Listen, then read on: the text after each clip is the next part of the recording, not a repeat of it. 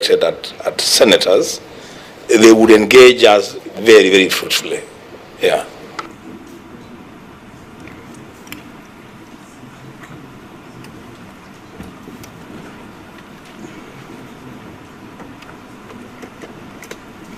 Yeah, I think as directed, that would be good, senators. I will request the clerks to see what they can be able to decipher at the moment and be able to provide the members from the various estates, so they can be working to help them engage in the meeting. So that is in order. I'll clerk, you can figure out how to do that. Can you read that, and then I will be able to come the governor. And the last issue was a schedule of developments for each estate, indicating the expected commencement dates and anticipated timeline for their completion and proposed project implementation. So the governor had submitted that due to the ongoing negotiations with existing tenants and dates for site possession, the project commencement and completion have not been conclusively decided to enable the development of works program. The implementation of the first 7 sites within the 6 estates, namely Bahati, Maringo, Jericho, Ziwani, Kariobangi North, and Woodley, is broken down into 3 main phases, which is the pre-construction, construction, and the post-construction activities. So as attached is how the projects were advertised and are currently undergoing the procurement process for redevelopment. I think let's go ahead to number 19 and 20 so that we can be able to conclude on the entire document. Isn't it, Senator Sifuna? So that for the benefit of the representatives. So just go ahead and read 19 and 20. 19 was on how the projects were advertised by the county government. So as attached, that's how they have been advertised and are currently undergoing the procurement process before initiation of the redevelopment process. The last one was a copy of the revised restriction of building in Isli. So the governor shared the revised restriction of building in Isli, noting that the legislation process was underway as the Nairobi City County Assembly. Okay, very well. Perhaps before I take it back to the senators, at long last, the governor has arrived. Governor, we have already started the meeting, and I wanted just to request and recognize that you have arrived, and if possible, you go on record as well as introduce your team, and then we'll take it from there. Thank you, Chair. I don't know why it's at long last. I was scheduled for 2 p.m. That is the communication we had, and we discussed actually 20 minutes earlier. So it's not at long last. But Chair, thank you very much. My name is Sakaja. I'm the governor of Nairobi County. Thank you, senators and the residents. It's a very good opportunity for us to discuss. These are people who I know quite well, and the estates and the history of that, and we'll get into that. We're pleased to come here to have this discussion on our urban renewal program. Chair, we keep insisting that ours is an urban renewal program, not an affordable housing program, where we're regenerating and renewing council estates that have existed for a long period of time. So, Chair, with me, a few officers, I'll allow them to introduce themselves. Thank you.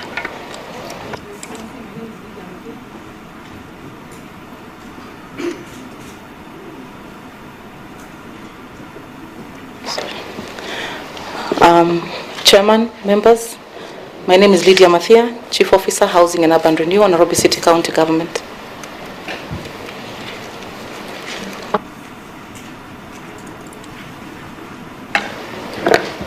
Chairman, honorable members, His Excellency the Governor, Nairobi County, I'm Cecilia Koigo, Chief Officer Arts. Thank you.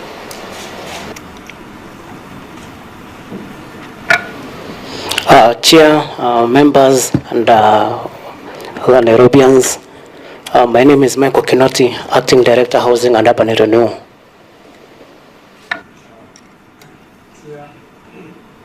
Boy, Deputy Director, Housing.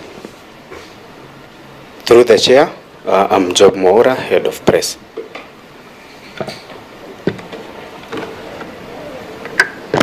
Is that all, Governor?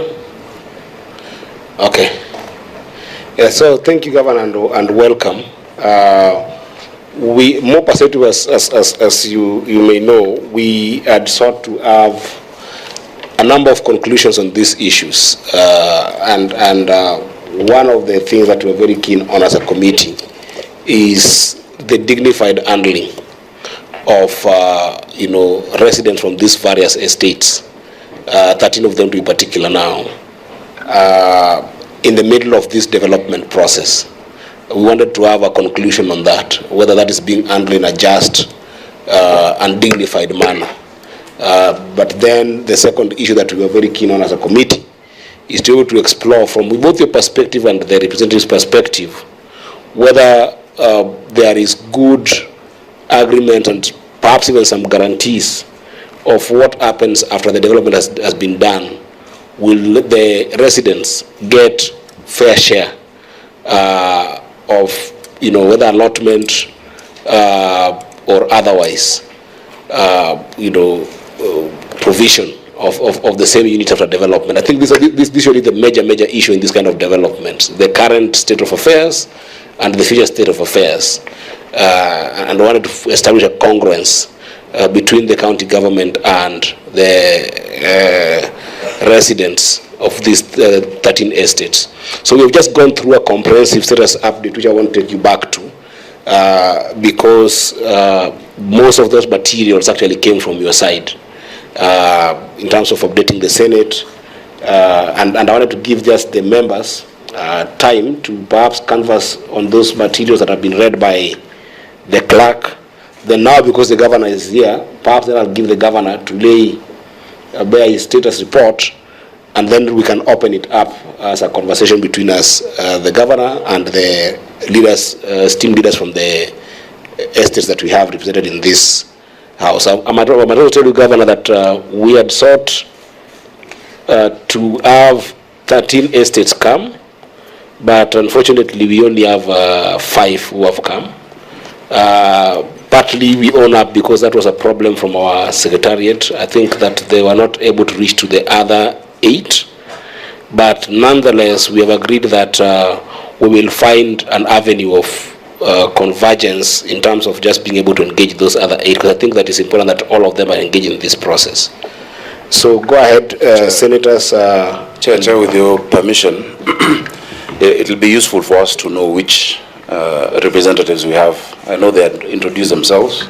Yes. But I'll be happy to also know who exactly we have. We will just give you the name of the estates, and most of them, there are leaderships that are here, but then I will request that when the time comes that you're given to give a contribution, when you be contributing, just say your name, your designation, and the estate where you come from, for the benefit of the governor and the house. I think that would be good.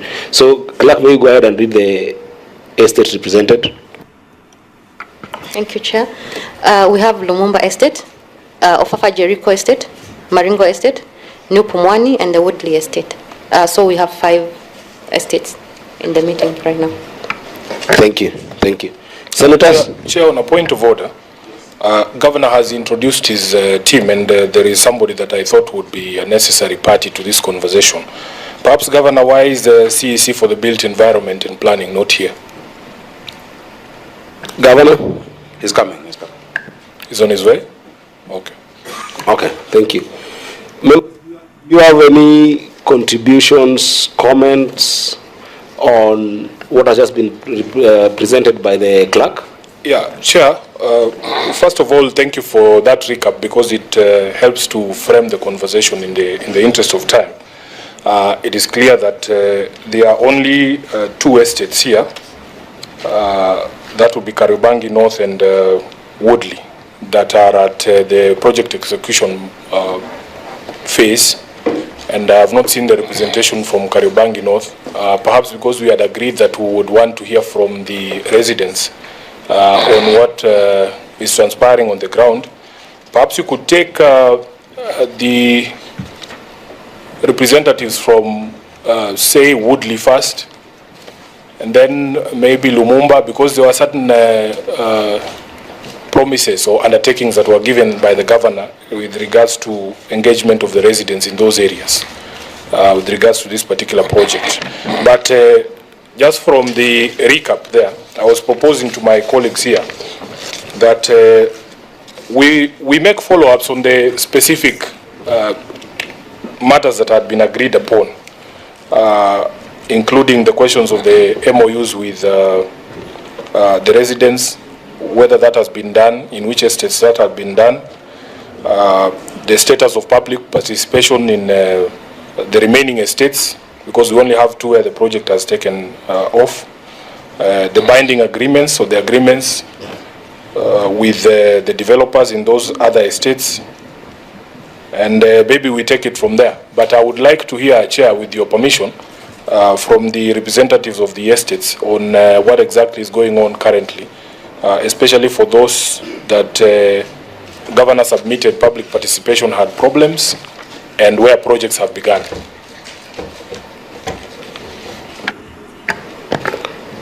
Other members? Chair, that's okay. Would benefit from that lead. Though I don't know, Sen Sifuna, whether you'll be amenable to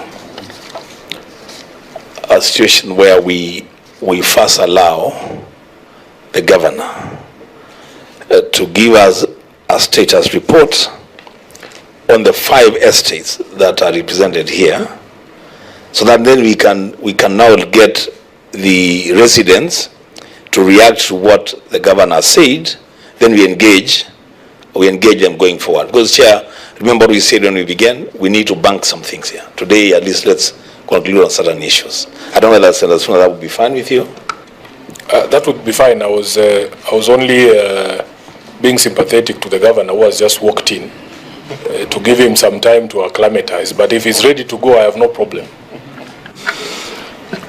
I know this climate. Order. And I like it. Order, Governor. Senator Chute? I think I support what Senator Umbo has just said. Okay, very well. I think I'm in congruence with the 2 of you senators. But before I give the governor, perhaps Senator Miraj has just walked in. Please, Senator Miraj, may you put yourself on record?